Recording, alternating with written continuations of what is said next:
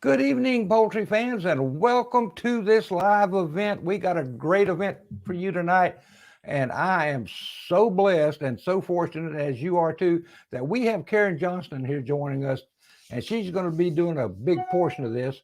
I'm going to do sort of the introduction piece, but Karen, welcome to the show, and just happy to have you with us. I'm excited. This is a huge topic that we will never get all the way through. So I'm just warning everybody that there's no way to cover it all in a time frame that anybody could watch in one sitting. So, Well, and Karen's probably right. You know, record keeping for poultry breeders is a topic that is often talked about, but very seldom taught. I know when I was first starting out, I was told, well, you need to keep good records. Nobody ever told me what kind of records I needed to be keeping. It good was sort of ones. fly by the seat. Yeah, good ones. That's Good exactly ones. right. Um, Before we get kicked off, I know Karen's got a little trivia she wants to try to stump me with. So go for it, Karen. Okay, I got two questions for you. Lay it on me. So, the first one is what famous, I'm a Rhode Island Red breeder, so I want to know which famous people in history were known for breeding Rhode Island Reds, or at least keeping them. Oh, that's a good question, and there was actually quite a few, to be honest with you, but probably two of the most famous folks that come to mind are Babe Ruth. Who? No, teasing. What do you mean who? Basketball player. You know Yes, what I mean. obviously, yes. home run king in baseball, and Amanda Blake. And Amanda was better known as playing the part of Miss Kitty on Gunsmoke, if you are a Gunsmoke aficionado. But those If are two of the anybody most in the famous folks that comment I could think anybody of. in the comments knows some more famous Rhode Island Red breeders, feel free to put them out there. Yeah. Go ahead. Sorry, I interrupted you. I apologize. Oh, Kenny's wishing us to hope we have a great show. Thank you, Kenny. I appreciate that. So, what's your second question? Come on, kiddo, stump All me. right. Second question is what was the name of the headless chicken that traveled the fair circuit in the 1940s? Oh, Gads. You said you were a fair guy. I thought that that would be Well, that was pre me getting into the fair. I remember the name. I remember this chicken, and I've seen him. Oh, was it Herman or something like? No, it it was wasn't. Mike. Mike. Mike the headless chicken. Big long name, Mike. Okay, Exactly. Very fancy name.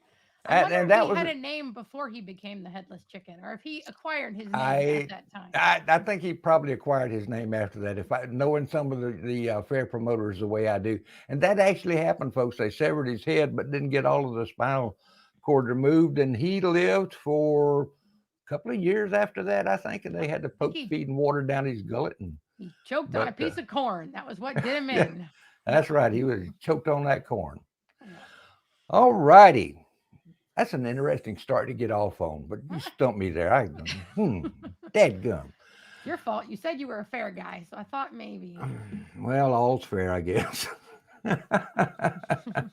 So, folks, why do we keep records? Well, it's really simple. For me, it's a case of I'm going to forget sooner or later what I wanted to remember. So, record keepings are very important for that. I think one thing that drove that home for me was when I got my first Rhode Island Reds, oh, many moons ago. I was very fortunate in not too long after I got my birds. I was back up for a visit with my mentor, and I happened to discover his breeding book, where each year he outlined all his birds in each breeding, and it went back about 40 years. And I asked him if I could take that back to the motel and read it. I don't think I slept at all that night, but just the wealth of information of what birds were related to other birds and what birds produced really good birds. It was amazing. And that really drove home the importance of keeping good records. Another reason, number two, you can't make improvement in your flock if you don't know where you started from. I can Proof. remember Proof that you're early doing on with better. Yeah. Yeah. well, and that's exactly, and that's a real benefit for it too, because you can look back and you can see not only in your notes, but hopefully you're keeping photos too. But you can see the market improvement over time, how your birds improved, and it really makes your day. Trust me, it really will. Good records are going to help you with both breeding tools and management tools, because not only do you need to be tracking your breeding records and your birds and all that kind of good stuff, you need to be tracking about what management practices did you change. If you did you change feeds? Did you change sanitations and worming schedules? What happened? Over a period of time, you're going to find a system that really works well for not only you, but your birds as well.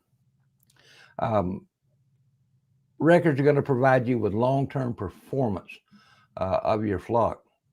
Now, excuse me, if you're working to improve egg production, or you're working to improve meat production in your flock, these kind of records are absolutely critical to you, um, because that's the only way you can make sustained improvement over time.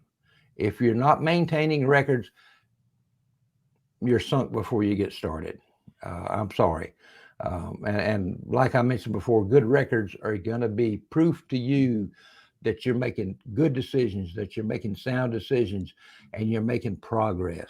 And that is worth $1 million right there. So, what kind of records should you be keeping? I won't leave you high and dry like they did me. You need to keep records. Uh, but, you know, it's going to be driven somewhat by your goals for your flock, and only you know what they are. If you're breeding to improve egg production, then you're going to need to create, or to track records, like age at first egg, when a female laid her first egg, individual egg production numbers, cost per dozen of eggs. That's important too. But any of those production traits that have to do with number of eggs, you're going to want to be tracking it. Now, if you're working with a meat breed, say Jersey Giants, for example, or Barred Rocks. Now, Barred Rocks is a dual purpose breed, but some of them can have a tendency to be a little bit better producing meat, and some lines will be a little bit better for producing eggs. But if you're working to improve the meat production in your flock, then you're going to want to track things like maturity rate, body fleshing scores, and all of this is something we're going to get into in future videos and live events. So we're not going to leave you hanging dry there. Weight at different ages. For example, what are your chicks weighing at 10 weeks of age? What are they weighing at 16 to 18 weeks of age? What are they weighing at 20 weeks of age? Uh, what do they weigh when they reach market weight? Those are the kind of things you want to be tracking. You also want to look at cost per pound of gain. How much does it cost you in feed to get those birds to a marketable weight? Now, if they're dual purpose flocks, you want a bird that lays reasonably well, and you want a bird that's not on the extra scrawny side either. You want a bird that has a reasonably good carcass on them. And I'm going to use Barred Rocks as an example, because that's one of my two favorite breeds next to Rhode Island Reds. Um, you need to track some of both of those. But again, you know what your birds are most efficient in. So, based on your goals, based on what you want to accomplish, design your record keeping around that. And you might want to develop a scoring system for your own use. For example, you might want to rate your birds on their body capacity, and you might want to use a 1, 2, or 3 with good, better, and best, or 1 through 5 with 5 being outstanding and 1 being soup pot bird. Uh, but whatever works for you, that's the important thing. Make it simple and use it. The simpler it is, the more you're going to be inclined to use it. If you have a desire to produce better exhibition birds, then you're going to want to track things like their body type, their color pattern, um, the feather quality, performance in the showroom. If you showed a bird 20 times one year, how did that bird do each time you showed it? Those are the kind of things you want to track. Um, Now, a critical part, and I know Karen's going to get into this, in some of her presentation, but I'm going to try to help start driving that nail home for her, is permanent bird identification. You got to have some means of permanently identifying those birds so you can tell them apart. Now, whether that's toe punches, where they actually punch the hole in the web of a baby chick at hatch, or whether it's numbered wing bands or numbered leg bands, whatever system you use, make it repeatable, make it easy. Wing bands can be a little tricky for some folks just starting out to apply. I think Karen has started wing banding her birds. Karen, what have you found doing that? Was This just my first year so far. So, but I did it at about 4 weeks, and so far everybody's. I mean, I lost a few. I think probably user error, but I was very pleased. I will do it again. So nobody now. My birds aren't done growing yet, so nobody's hit 2 years. But I, there's horror stories of them outgrowing their wing bands, just as there is outgrowing their leg bands. Do you know what I mean? Like, so if I Mhm. don't know if that's if you place them wrong or you bought the wrong size, but I figure Usually you it's can because, go ahead, go I'm ahead. sorry. I was I just going to figure say, you usually it's because they got the wrong size. Yeah, I was gonna say, but you can cut off a wing band and put on a new one just as easily as you can a leg band. So I don't think as long as it's just something you can watch like everything else. So, Right, right. so far I've been thrilled. Yeah. It makes life so much easier because you're going to be handling these birds a lot anyway, or at least you should be handling Yeah. your birds a lot. So it's very easy to stretch open that wing and say, "Oh, that's 293." Yeah. Leg bands, you got to get them up and twist them around a little bit to read the numbers. But the thing about leg bands, if you're using permanent leg bands, put them on upside down. And you're going to think I have lost my mind. But if you put it on a chicken upside down, when you're holding the bird, you're going to be reading it right side up. It makes life a lot easier. And another thing about leg bands, too, a lot of folks get these little spiral plastic numbered leg bands. They're great. They come in a variety of colors, but I can just about guarantee you that sooner or later, you're going to have a bunch of chickens whose leg bands come off if those are the leg bands you're using. And I used to struggle with that until I had a BFO, which I like to refer to as a blinding flash of the obvious. Put a leg band on each leg, same number on each leg. If they slip one band, the other one's still on there. Um, it just makes life a little easier. Now, some things you're going to want to track, regardless of whether you're using or trying to improve your egg production or your meat production or your dual purpose abilities, is you want to track fertility and hatchability records for the males and for the females. You can be surprised what information you can learn by just tracking these two simple things. You can see your hatching rates go boom and pop right on up there. Over time, if you don't watch that kind of stuff, you'll see them go nosedive the other way. So be sure you're tracking those fertility numbers and the hatchability numbers. Um, Track the overall health records of your flock. One thing that I harp on a good bit is selecting good, vigorous birds, and um, those are the birds that are least likely to become sick. But if some breeds and some varieties seem to be more prone to, they just have a weaker constitution, it seems like. Does that make sense, Karen? Hmm. Um, that they just want to get sick and die off on you at the drop of a hat. So that can help you improve in that area. And you want some records somehow that will allow you to track ancestry for several generations. And Karen and I were talking about this off air before we got started, about trying to figure out a way to create a pedigree program using spreadsheets. Um, and we found some resources to do that. So we'll be playing around with that. So we'll bring our findings back to you at a later date. Another thing that used to be very difficult to do, and now it's a cinch, is to keep good photographic records. Photographic chick down colors. You'd be amazed what you can learn from chick down colors. Um, you know, type as they develop over time, from chicks right on up. With digital photographs and our handy dandy little smartphone cameras, it's easy as all get out to snap a few pictures of each bird. So take those photos, attach them to the appropriate record, and you are golden. You are good to go. In closing, I want to leave you with this, and I know this was true for me. Um, you're probably going to need to track more information than you initially planned on.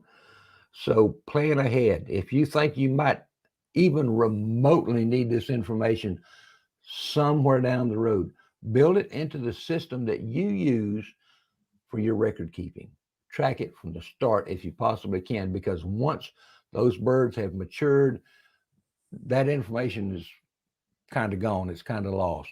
So just plan ahead, track more information than you think, and you will do well. With all that said, Karen, Yeah. she I think we're is. done. I think we're done. No, we're not done. Sorry, I Karen, thought that was it. Here to nice try. nod. Agree Nice with you. try. Yeah. I have seen a presentation. I got to view a presentation that Karen and her friend Aaron Angelo did for the American Pastured Poultry Producers Association conference last year. Um, and on record keeping, I was blown away because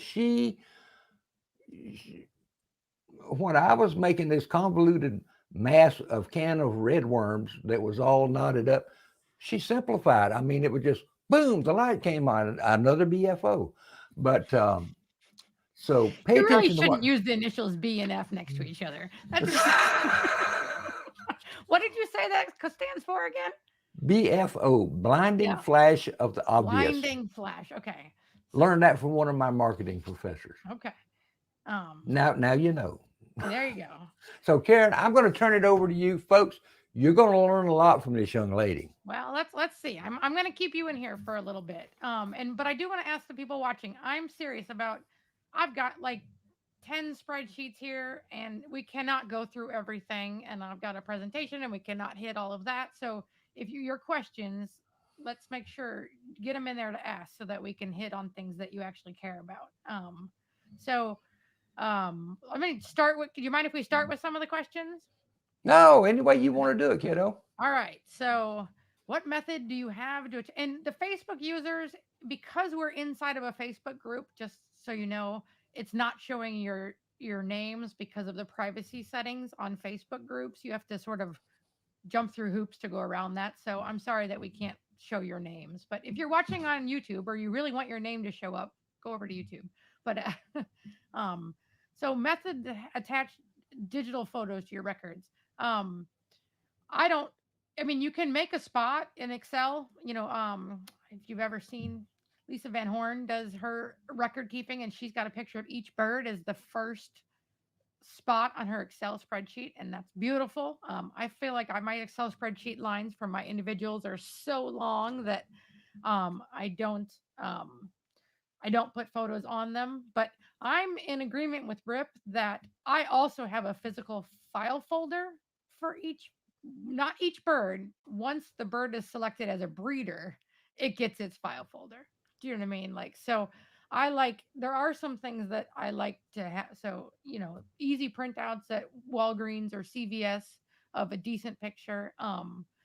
In my phone, I have albums, hundreds of albums. So, I mean, I click on the Rhode Island Red album, and then within that Rhode Island Red album, I click on the year, hatch year, so 2020, and then I'll have each picture of my birds like are in that. So I sort of keep them record that way, but I do print stuff out sometimes, and I do write stuff out because I like you said, I'd love to figure out a way to have a pedigree where it lists not only who the kids are, but who the parents are in both directions. I just haven't found a attractive way to do that in a something that you can actually print.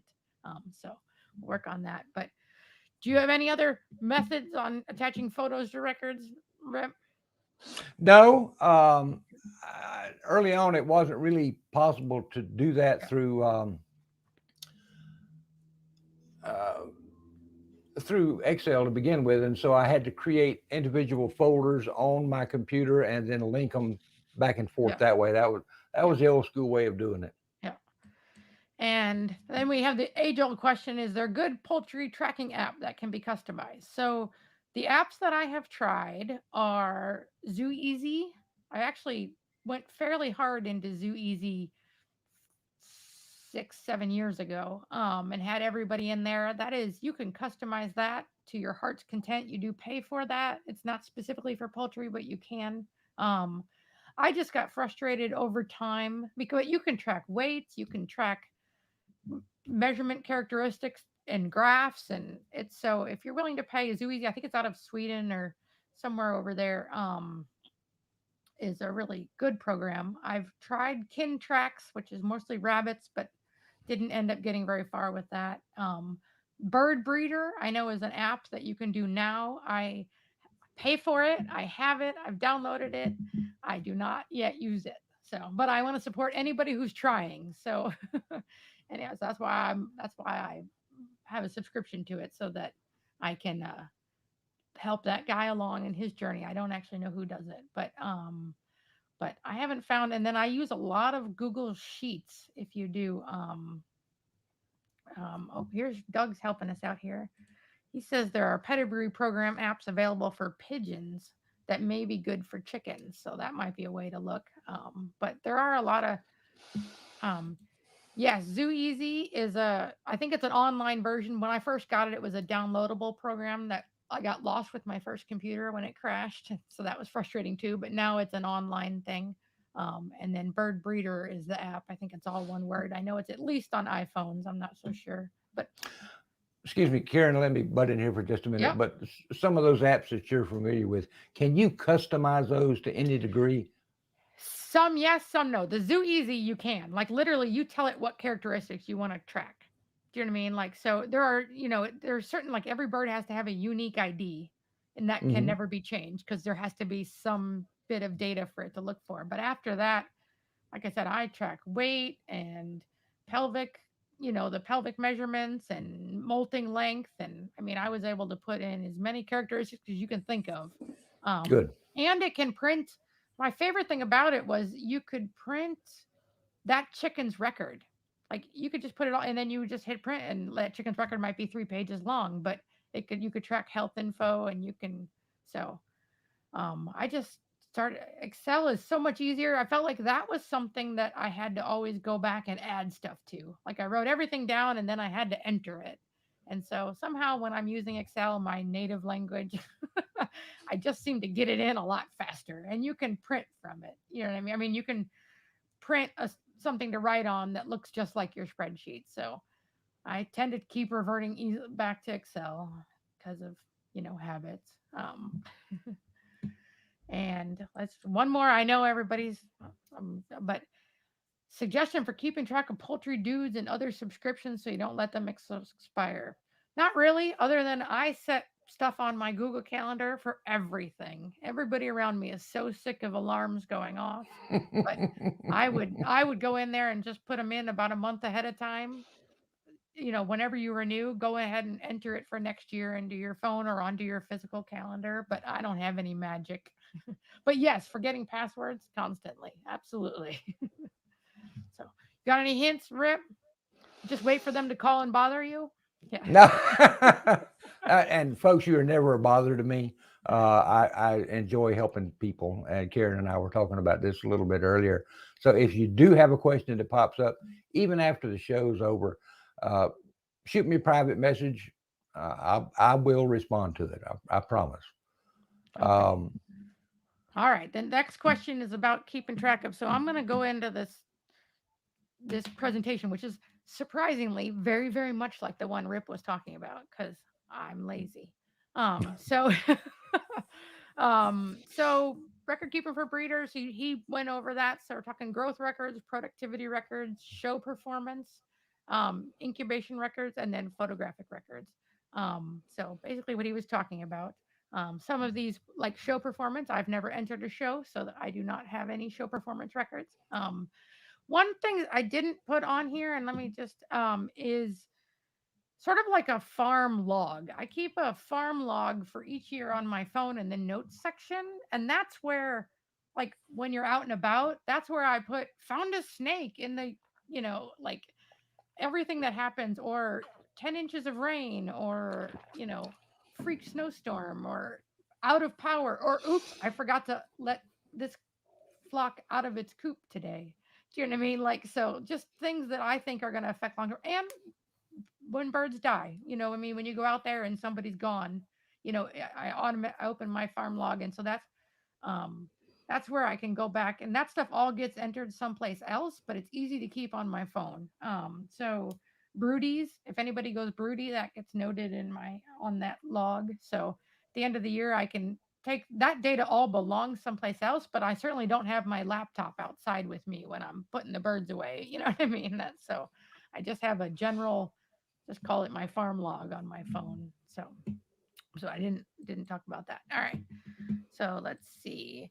So the growth records, he sort of went by that, especially important for meat birds. Even if you're not doing meat birds, I really suggest, at least when you get started with your each breed, is go ahead and go crazy with the weighing and the measuring and all that for at least a year. That way you've always got something to look back on. So even if you don't do it in year 4 and you're like, these birds seem lighter this year, maybe you change feeds or something. But if you can look back and say, like, oh wow, yeah, everybody weighs less than they did at 4 weeks, 3 years ago. Or maybe you think you're doing great and you're like, wow, this feed is going excellent, and everybody is so much bigger and healthier than they were. So just sort of setting a, a goal, a measurable something to compare. When you're doing, if you're raising Cornish cross, there are charts out there of where you should be, how big they are at what ages, and that just, we have to sort of make our own for each breed and each strain. We have to set our own. I'm having trouble coming up with the words. What are they? You compare against them. I'm missing what word it is, but Benchmarks. benchmarks. There you go. Thank you. You knew Set, that. make our. That's what I said. Make our own benchmarks that we can compare against our for ourselves. So, um, growth records. This is how I like to think of it, because, like he said, everybody needs baseline. That works too. Thank you, Facebook. Um, every you're gonna everybody Nobody's going to keep track of everything they need to the first time around. It's always going to be, I kept track of this and I kept track of that, and I thought I was doing great, and then later you're like, oh, I didn't keep track of it. So, but at least starting with a minimum. So I'd say, even if you don't weigh into every individual bird, at least get batch weights on your chicks as they grow. But even better, preferred would be individual bird weights and other stats as often as you can, and carcass ratio. So let's just go. So here's a quick example of batch weighing. So even if you're not, if you just want to take your birds, your chicks at 1 week old, and weigh them in a group, put them all in something, then you can get an idea. So if you weigh 20 birds and they weigh 2.8 pounds, each bird weighs about 0.14. So it's not, again, it gives you a benchmark for, obviously, you need to weigh less birds in your carrier as they are in your bucket or whatever you're weighing in as they get bigger. But if you can't, if the thought of weighing every chick is overwhelming, then at least maybe start doing some batch weights. And weighing, if anybody doesn't do it, if you weigh your birds at night, they're not even going to struggle with you. I mean, you got to put a headlamp on, you got to put something on. If you don't have another person to help you, I record everything into my phone now. I used to have somebody who would come out and write it down for me as I read it out, but now I'm on my own, and I just record it in my phone. I say, bird blue 1023 weighs 8.3 pounds. Do you know what I mean? Like, and so then later I'm listening to I just play that back on my phone and put it into my spreadsheet. So, just, but if you try to do everything first thing in the morning or in the middle of the day, you're going to get a whole lot more scratches. So just try it at night. Um, um, and this, if you're going to do anything more than batch weighing, this is what Rip was, um, Barbara is saying the slides are very blurry. Are they blurry for you, Rip? No, I can see Okay. them all right here.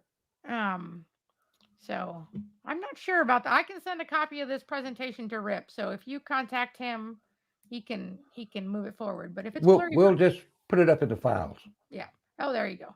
Um, um, so but if you want to do anything more than batch weighing, your birds have to have a marker on them. So I don't know how you keep any records whatsoever without your birds having marks.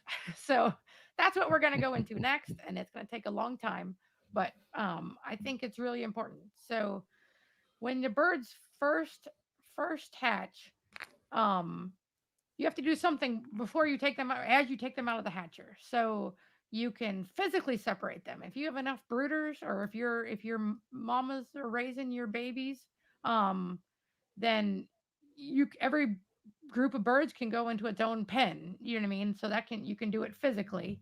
You can mark the chicks. You can use leg bands. You can use toe punches. I forgot I went through this earlier. So physical separation. You can use different brooders for different groups. If you have all the groups in the world, um, if you want very very temporary, you can use food. I've heard of one of my friends uses food coloring on that. Now that doesn't work on black Australorp chicks, but but if you have light colored chicks, you can put a little food coloring on just to say. But you have to all these write down what color means what and know that you're going to be checking it.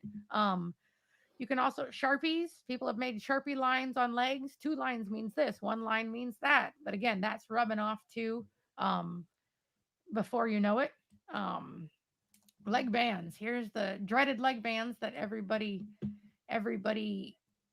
lets grow too much. So you can use the spiral ones, the hard ones. So I use 4 and 5 for newborns of my large fowl.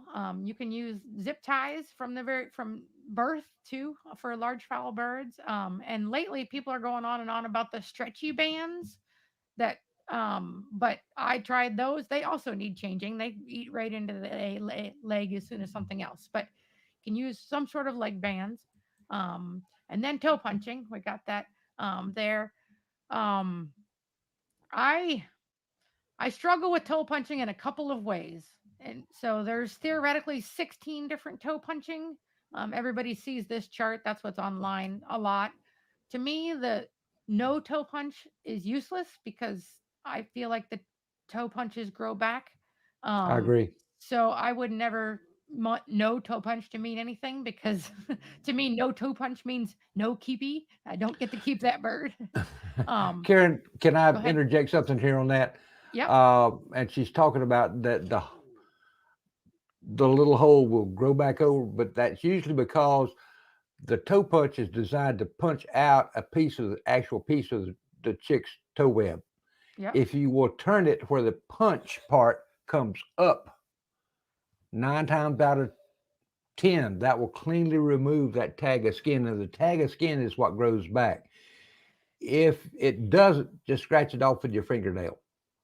Yeah, I disagree. I mean I agree they don't want the flap, but I get that flap off of there every time, and I feel like still if but so what works for me is rechecking after 5 days, rolling off the little scab that's formed in there, and then it usually sticks. But if I wait 7 days, it might be too late. If I wait 2 weeks, there's no way I'm gonna even be able to tell what that toe punch used to be. So I mean I I've feel got like a just different. Go ahead.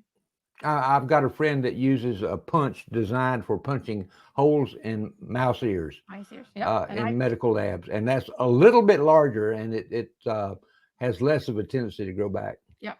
So, and I have a video just to show real quick. So I now use a leather punch, which come that you can switch to many different sizes. And so I tend to go with a bigger than 2 millimeters as well. But in terms of the flap, if the flap is something you're having trouble with, so I didn't know about the turning it upside down because I didn't know Rip yet, but I now use a leather punch and I actually put a little piece of leather behind it because that way the flap that gets left is on the leather, not on the toe. So let me just play this real quick.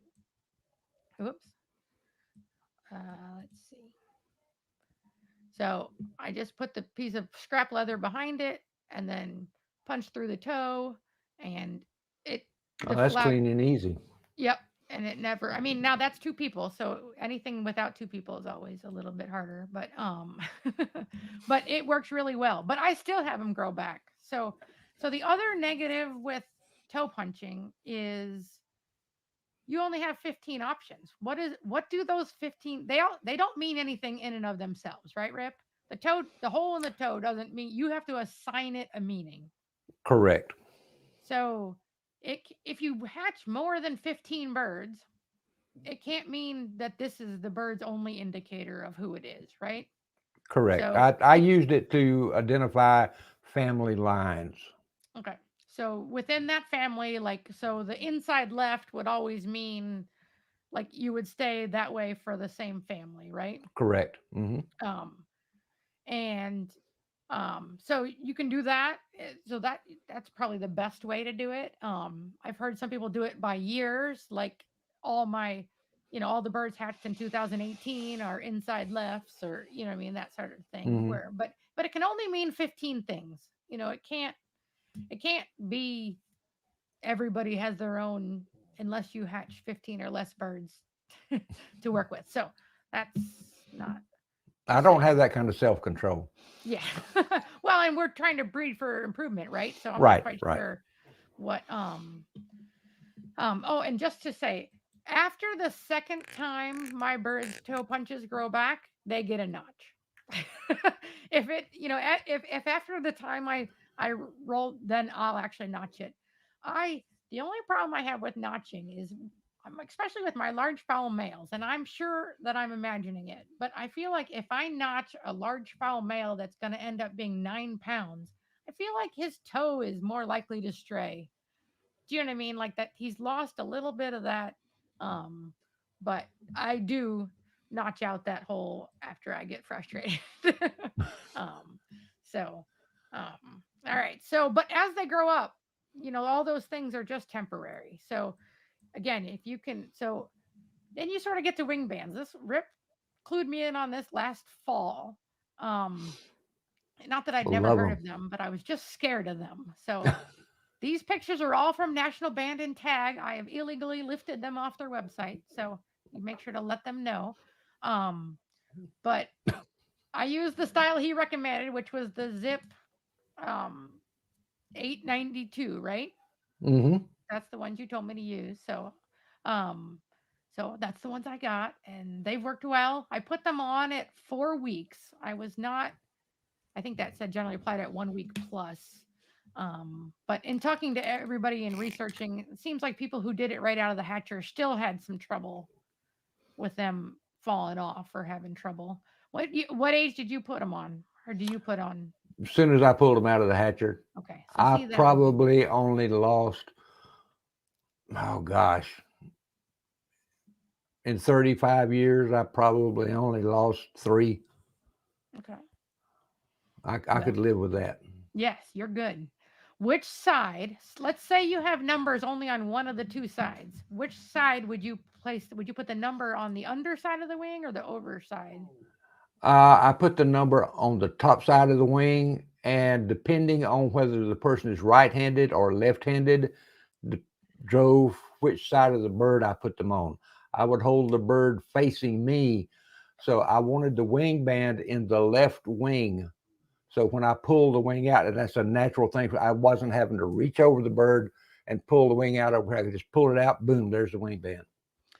You'll like this. So the first times I was using the wing band as they grew older, I kept being like, "Oh, I'm holding the bird upside down and turning it or whatever," and then I realized that the wing band flips over. I, Yeah, they will I do can flip that. the wing band. I don't have to flip the bird and do it on my head.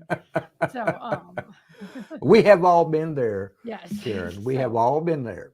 um, So another person used to use wing bands, and they went on coming straight out of the hatcher. So that is an excellent. Anything you can do straight out of the hatcher is a huge help. And so maybe I'll Yes. try that on a few this year and see I toe punched um, and wing banded at the same time. straight out. Hmm. Yeah, I okay. I believe you. I believe it worked for you. I don't know why you would lie to me, but but Never. um so other leg bands, just so you know, there's these are the plastic bandette styles I think he was talking about. And I agree. They're gonna fall off. They're gonna be the wrong size. They're gonna fall off after, especially if in cold weather, they get really brittle and fall Hmm. off. I find the adjustable metal bands actually stay on fairly well for me. Um, but It go ahead. and interesting things on those plastic leg bands. They didn't used to come off. Okay. That's a fairly recent phenomenon within the past 25, 30 years because they used to go around two complete turns. Mm. But to save money, they only go around one turn now. So that's why they come off. I gotcha. But they also, not only do they come off, they also can slide up over the joint, and they can slide down halfway over the foot. Hmm. Oops, I'm not supposed to change the slide as I do it.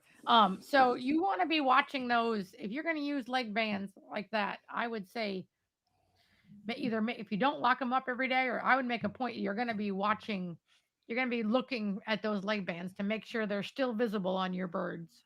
Um, And because if you see a bird walking funny, you probably got a leg band issue. first thing, yeah. Um, but on these types of bands, you can assign the colors to mean something, and you can assign the numbers to mean something. So you do have Hmm. some advantages there. Um, a little bit easier. The metal ones, in case you can't tell from this picture, they are a different color on each side. So you can actually put them on so that you can buy the same grouping of birds, of bands, and use red and use black. You know, you can use both sides of them if you can read upside down, which we all know as chicken people we can do. Not So, me. except for Rip. Um, all right. So the cheapest way, in my opinion, the absolute cheapest way to do is, let's see, this is where I uploaded these slides. These words were not the other way. They are not on top of the things. Anyway, technical problem. But I assign every cable. So I use cable ties mostly, and I assign each cable tie to be a number. So it's just 1 through 9 or 0 through 9, and you can make every number out of that. So I think example on the next one. So and I always Rip mentioned it, but I do more than two. Every bird here has at least three forms of identification on that bird because of how often they come off. And once you've got a spreadsheet of their data for the last 2 years, you do not want to be looking at a bird that you cannot prove who it is. It breaks your heart. um, so so this is a juvenile chick here. So it's number 135. So if you use my numbering system, black is a 1, the white or clear is 3, and the fluorescent blue is 5. So therefore, he gets 3 cable ties. Obviously, that's right before we trimmed it off. But so he's going to wear number 135 on both legs. Um, in the end, by the time my birds are adults, they're gonna have that's what the next picture little there. So they usually have a leg band with a number, and then this pink band at the time was their family, but I've replaced that with a wing band now. The silver metal band is NPIP. My state puts it on, and then their cable tie. So my large fowl are also wearing large amounts of things on their legs. So um, all right. So somebody else mentioned it earlier. The ABA leg bands. Um, um, Rip, have you used the ABA leg? Somebody in the comments, I'm trying to get back to who that was. I have not. I used custom stamped aluminum leg bands, heavy aluminum Okay. leg bands. Okay. Um, But I know these, and I was hoping you had used them so that you could say, but Sorry. no, that's all right. But they're designed to be put on at just the right age, right? It slides Hmm. over their foot because it's on an Hmm. uninterrupted band, and so you have to shove it down in there, and then it has to not fall off. So I'm sure that's where you would work with other people of your breed and your breed club to know what size to order. I mean, if you look at this is the American Bantam Association leg band program, so it's on their website. And then Karen, I believe, go ahead. I know some folks who will take a pair of sharp wire cutters and cut them, and they could spread them apart slightly, slip them over the chicken's leg, and they pop right back in place, and they don't come off. Okay, well that's super. That's helpful. Um, and I think the number of the leg bands get tied to the person who bought them. So somehow that also helps for chicken shows and possible thefts and et cetera, that Correct. that it's like you're registering those bands to you. So I think that's an excellent idea. All right, I have an excellent question here from the Miracle Chick, and I don't know the answer. Hey Rip, how would you go about leg bands if you have feather-legged breeds? Um, I would prefer wing bands over leg bands. Um, eh, Leg bands can really mess up the feather follicles on the shanks. Um, and I raised coachings for a few years, and I quickly figured out that wing bands were the way to go with feather shank birds. Excellent. All right. Um, all right, take that comment away. Sorry. Um, okay, so other leg bands. Let's just go through it real quick. So there are cable ties that are sold with numbers on them. Sounds like a perfect idea, but I ask you to put them out in the yard. You don't have to put them on a bird. Put them outside for 2 months and then go back and see that those painted numbers are no longer painted on there. They are And gone. they're gone. So don't don't do it. Not if you need it. There are these plastic ones that I have actually put used a label maker and put numbers on those colored plastic ones, and they stay on pretty good. But those ones, in order to get them off, you have to squeeze them to get them off. So if you let those get too tight, they're very hard to get off because you have to squeeze. So you end up, like I said, in there with some sort of file trying to cut them off. The spiral leg band charts, I use them as babies. But the bigger the bird gets and the bigger the band gets, one, they get a lot more expensive. Those number 16 bands are about $1 a piece, even from National Band. Um, and they seem to ride up and down the legs much easier than the thicker bands do. So I found that consensus that the older they are, the more dangerous those spiral ones are. But I do use them through size 9 all the time without much trouble. Um, those chicken charm ones, they seem silly, um, but um, you can. The next picture is just sort of doing it yourself. You don't need little Superman charms, but if you just take colored beads with colored cable ties, you can make lots of information on those cable ties. So not only could you have a bird number, you could have your family number. If you have a red family or a yellow family, you can throw a yellow bead on those cable ties, and you have both of that information on the same bird. So all of those cheaper than designated. So just FYIs. All right. So now we'll go back to keeping track. Now that we have birds with actual numbers on them, um, we can. Oh, I forgot to do my little pictures. Can I go back and do my little pictures, Rip? Sure. um. All right. So just to go over what we just went through in those pictures. So you have birds coming out of the hatcher. So hopefully somehow you have marked in the hatcher which eggs are which birds. So as you pull that, this is how I do it in my GQF. I have those little, I don't know what kind of bags they're called, little webby bags like you'd buy onions or something in. You can buy Hmm. them. You can buy them just from Amazon. So I'll put up to, I guess I put 4 in that time, but I was not expecting all 4 of those to hatch. So I would put up to 3 large fowl chicks in that. And then since it's written on the egg and the eggshell's going to stay in the bag, I just know that I'll be able to tell who they are by looking at an empty eggshell um, when they come out. So at hatch, I don't toe punch or use the wing band right away because I haven't. Maybe I'll try next year. But so for me, only thing I need to know at hatch is who the parents are, right? So I'm designating that with the little little white those two put the little white bands on are related, and then the green band one and two little purple bands, and then a second green band one.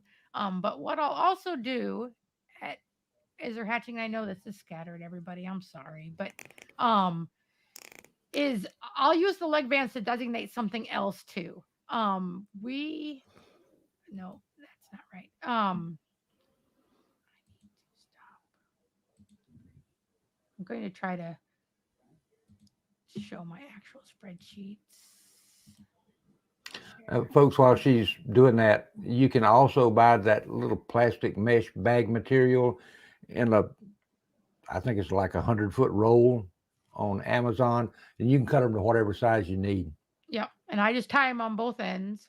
Mm-hmm. And I tie the one end loosely so that I can get them out and retie it if I need to.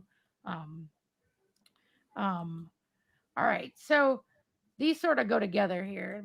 Although my picture is on top of my spreadsheet. So this is my just generic. This is a simple spreadsheet at hatch, right? So you don't have much information when your bird first hatches. So I use a pedigree band to say who the parents are. So this column, the two whites, you'll see those birds have the same mom and the same dad. So two greens, so I don't know who the mom is, but it's either 33 or 39, and dad is number 35, and then the purple ones are from, dad number 17 and dad number 19, 119. And I'm just going to say it because I can't help it. My numbering numbers. So when you first start, you get your little leg bands and you think, okay, number 35, number 37, and number 25. Well, how long can you keep numbering birds before you're at number 1416? You know what I mean? Like if you're going to keep every bird to have its own number, then so I started putting the generation number in front. So 425, that way I can keep using 25. I don't have to put the 425 on my bird. So physically, if you looked at that bird, he would have a 25 on him and he would just have two cable ties. But his official number for record keeping is generation 4, number 25. So all of my birds have a first invisible number, which is what you're seeing there. It's the 119 and the 317. But that way I'm able to not reuse numbers, but yet be able to reuse the spiral bandits that aren't free. So, and you can't, it's really hard to get ones over about 100. You can get them up to 200. You can special order them up higher than that, but they're not easily available. But okay, so the other thing I have on there is an indicator band. And so when those birds hatch, if something's going on out of the hatcher, so this one here with the blue band, he was the last one to hatch, probably far enough along that I probably don't want to keep it. It was a straggler.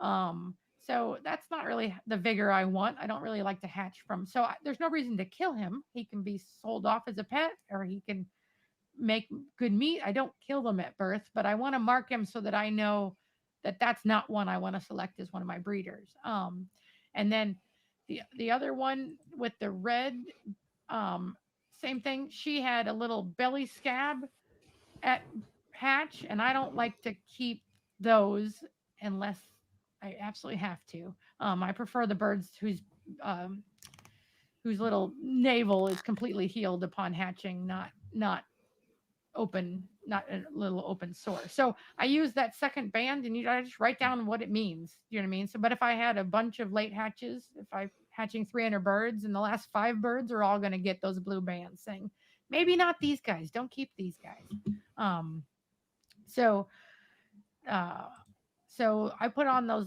those bands, and then all this is fruitless now that Rip said I could have done this. He didn't tell me last time I could have done it from Hatch. I'm teasing. He didn't tell me I couldn't. I listened to the internet.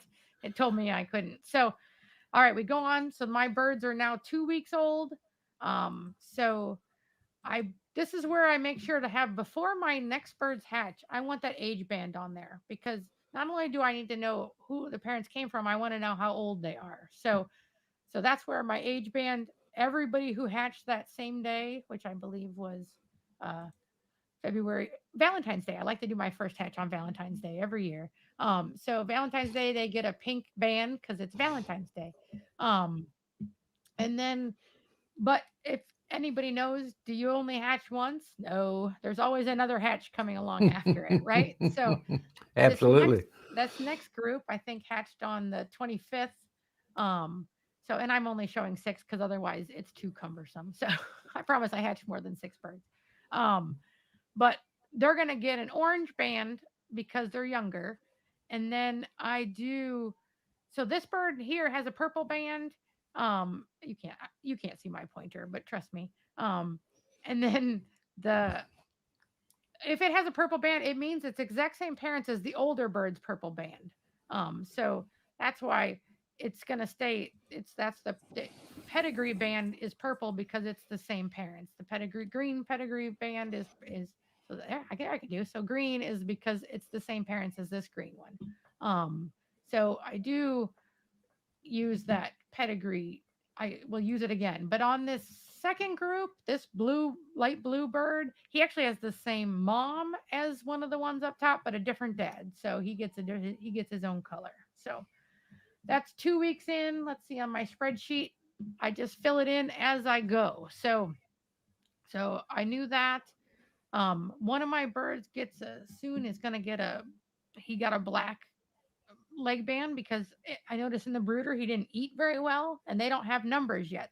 So far I can't write down number 43 is not eating because they don't have a number yet. So I throw a band on them. I make a note as to what that band meant.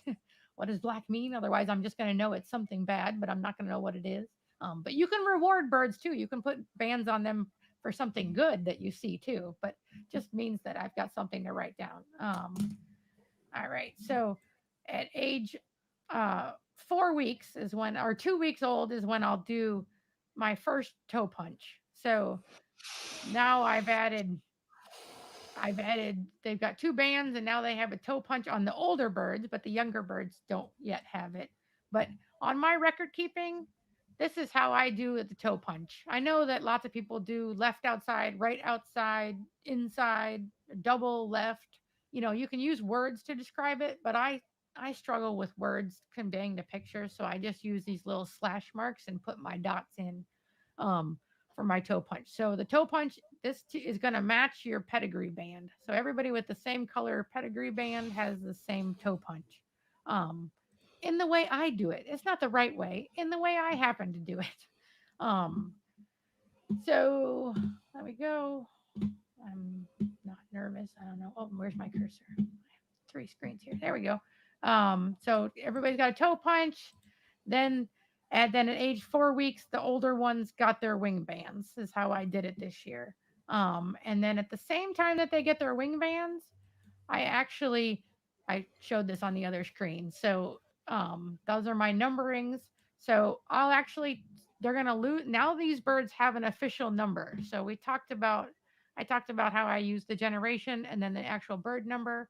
That's going to match my cable ties. So bird number 73 is going to have a purple band because purple to me it means seven and white means, uh, or look at that.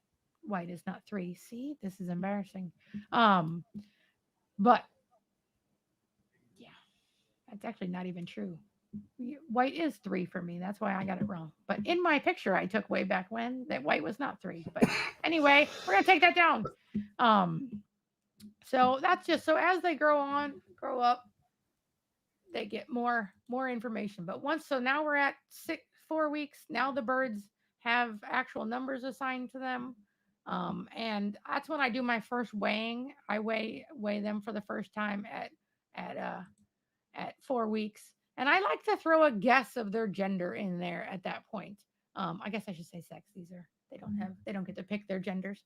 Um, I like to guess on their sex. It doesn't mean I'll be right, but I like the males that look like males from the beginning more than the males that I discover as males later on. So that's part of their.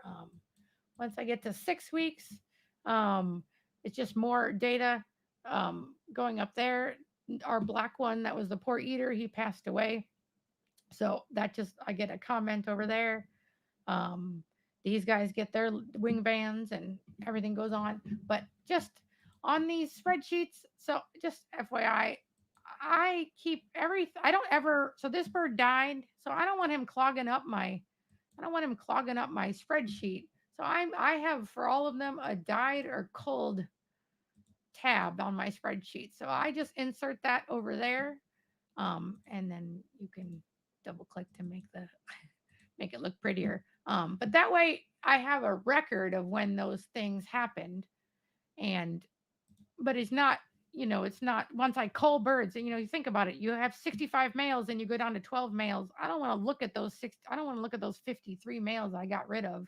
But I don't want to lose the data I had on them. I also usually put in a reason, like I put in their stuff like, oh, poor head, poor comb, that sort of thing. So I do want to still keep track of it on the spreadsheets. So, all right.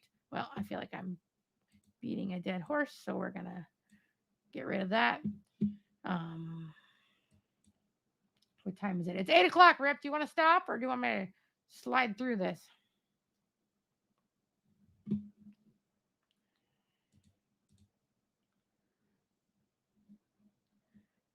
You're muted, Rip. I just solved that problem. Yeah. We can go a little while longer. I don't want to go too much longer, but maybe 10 or Okay. 15 minutes as long Okay. as the interest is out there. So like I said, let me keep going. This person wants us to keep going.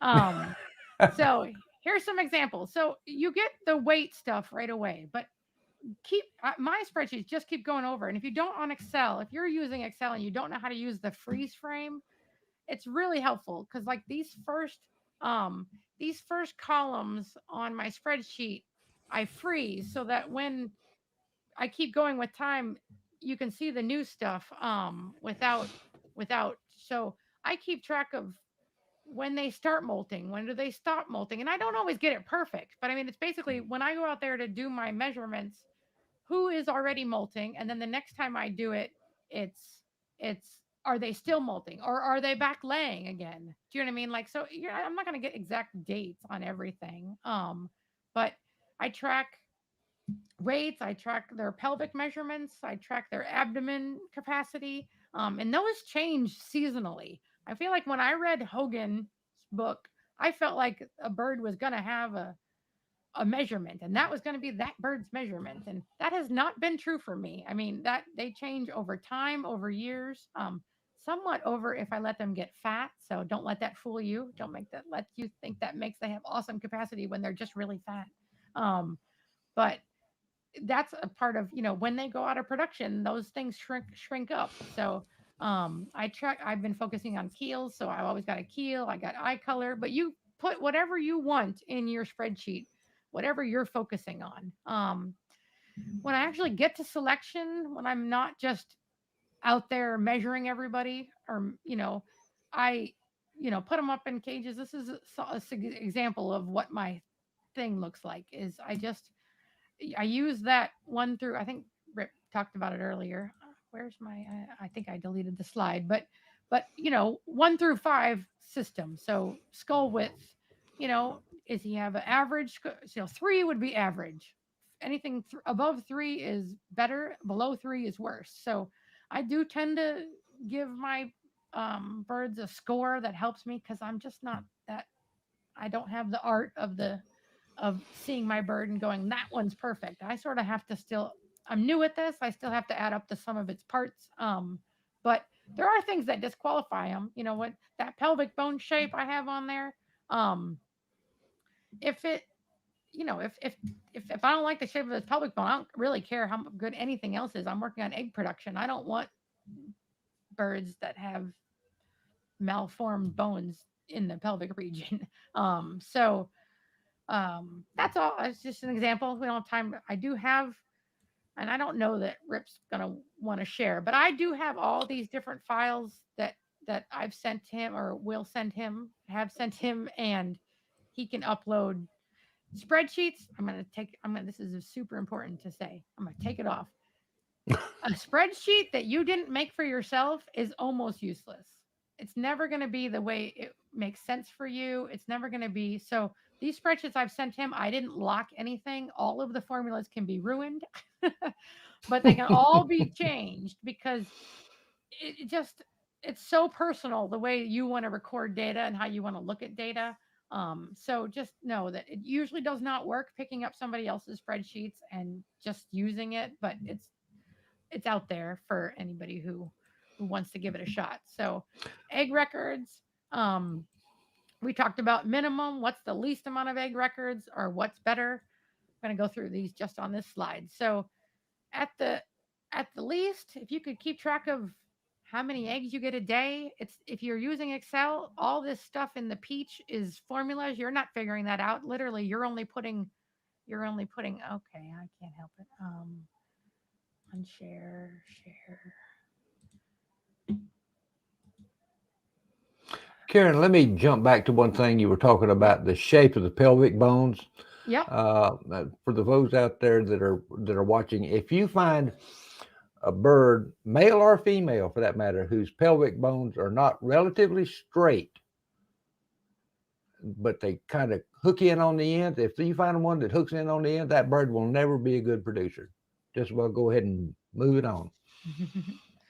um, all right, I won't go into the actual spreadsheets because I take so, but it's not that hard. This seven self populates. You just put in and I the spreadsheets example I have that I that Rip has. You can collect one time a day, two times a day, three times a day. There's a different template for each kind that's all supplied. So that's not, and then I am a firm believer in the notes section though. Like those are all things that I turned on the lights today, or coyote got in, and not only is you lose a bird for that coyote, your birds are going to be spooked, and you're not going to know 3 years from now why all of a sudden your egg production went to zero. Do you know what I mean? Like Hmm. so, just something to look back on what happened. Now, sometimes it ends up being an excuse. Like there's always an excuse why they don't lay well, but it's good to know what those excuses were. Um, this is more like what my egg records are. Um, I weigh them all. I keep track of if the egg was good, um, and then if it was saleable, and if it viable to me means is it able to go in the incubator, and is it good for a chick. So um, at the bottom of that same spreadsheet, there's a summary that just tells me the stuff that's on there. And but this stuff down here is all I can't. You're not seeing my, but all the summary stuff is auto calculated. I'm not typing that in. I put on here is whether the weight of the egg in ounces. That's ounces, obviously not grams. And then I default to it being good, and I just change it like this if I drop it. And it doesn't really matter what I type in that condition. Anything other than the word good turns saleable and viable off. So if I type cracked, dropped, abnormal, odd shell, anything in there, it means that. But if you're going to figure out how many eggs you can hatch, you don't need to know not just how many eggs you have, but how many of them are actually hatchable. So, and then on the bottom of that same spreadsheet, I I have it where uh, you can track it by individual egg. So right now I have every not right now, but during hatching season, my hens were all housed singly. So I was instead of just keeping track of them in a group, I keep track of each individual bird's eggs. Um, and that was eye opening. I thought I had Rhode Island Reds that laid fairly badly. Turns out I have some Rhode Island Reds that lay great, and I have some that do not. So individual egg, I am much more happy. I'm much happier with my egg production than I ever was. Realizing that it wasn't that my birds laid casually. It was that some birds didn't lay and some birds did. So um, I found that out, made me very happy. All right. we're running through these really fast. So incubation records, fertility and hatchability are critical to everybody. It's also an indicator of how healthy they are. And I keep track of my initial pedigree of my chicks on my incubation records. You'll see that, and then reference for improvement. Like or if you get a new incubator and now your records are terrible. So these are simple records. I think anybody could keep. When did you set them? When should they hatch? Stuff again. The stuff in peach is going to be calculated for you. If or you can calculate it yourself. It's not that hard.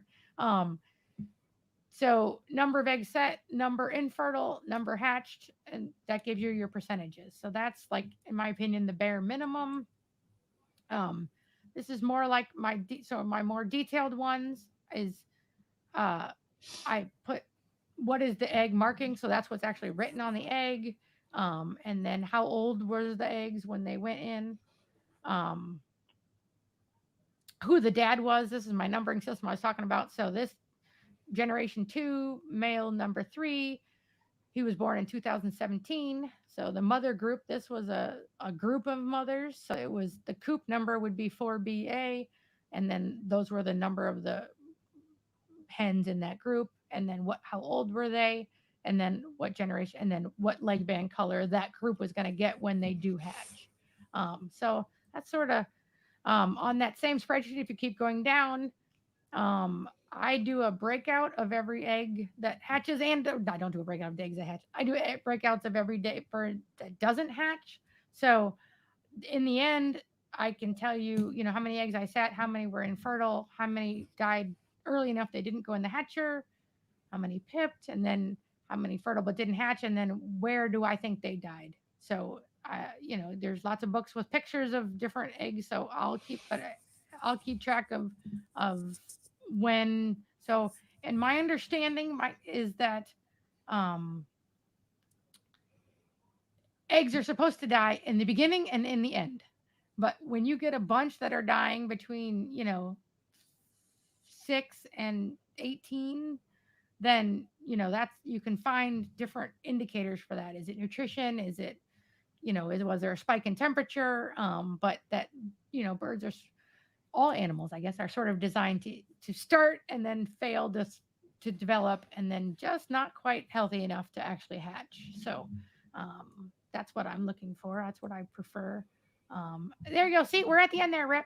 Rip has copies of these spreadsheets and so these are the different spreadsheets that we have that you said you were gonna upload them in the file section. I will put the spreadsheets in the file section probably tomorrow. Well, and I have to send you new ones because I changed them a little Okay, bit. I will put them up there when she sends them to me. We'll leave it at that. So go ahead. I don't know. I took a long time. No, you did great, and there's lots of questions. I didn't talk about pedigree. I didn't talk about photographic. I didn't talk about lots of records. There's so many records you can keep.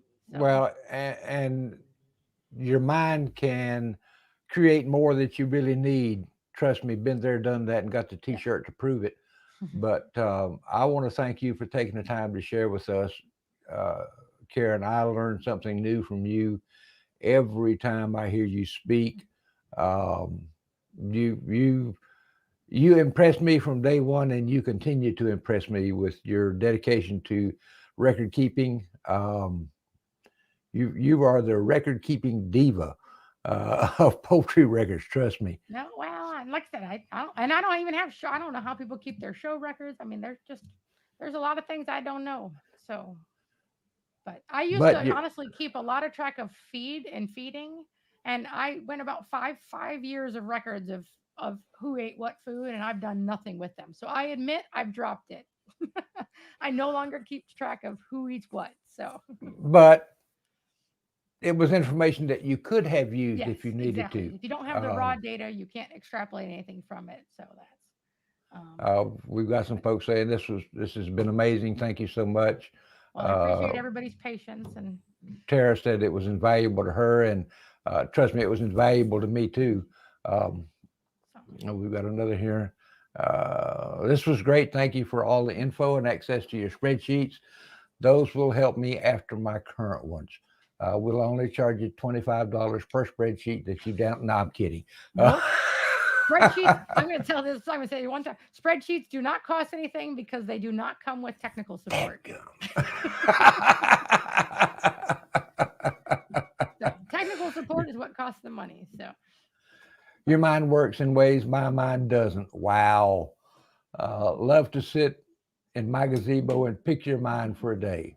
Oh man, that would be fun. We got to have a gazebo session sometime. yeah. I've always kind of wanted to do a give it your best shot type question and just see where we could go with things sometimes. That's how it happens in Facebook real view. life. So True, true. Well, folks, thank you so much for listening. I'm so glad you joined us, and I'm so glad that you're enjoying this presentation. I don't know if we'll have another live show before the holidays are over. So if we don't, I want to take this opportunity to wish you happy holidays for you and your family, and very Merry Christmas and a Happy New Year. So thank you so much, and we will see you again next time right here. Bye-bye.